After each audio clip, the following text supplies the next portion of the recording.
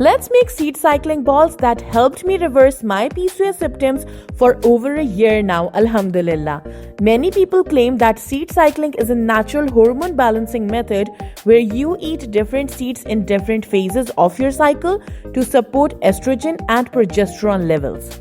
Seed cycling phases: follicular phase, day 1 to 14, flex seeds plus pumpkin seeds.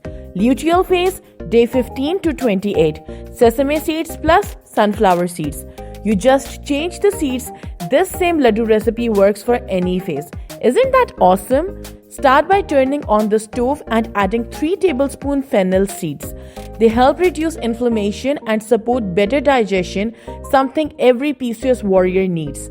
Now add 3 green cardamoms, great for reducing bloating and adding a subtle sweet aroma. I am in my luteal phase, so I am adding 5 tablespoons of sesame plus sunflower seeds, either whole or powdered. 1 tablespoon for a day. Adjust this if you're in your follicular phase. Just switch to flax plus pumpkin seeds in the same quantity. Your cycle, your seeds. Switch them every 14 days for hormonal harmony.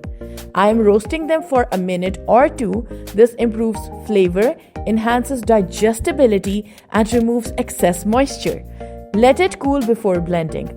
Meanwhile, I have prepped dates. I am using 10 to 14 de-seeded washed dates.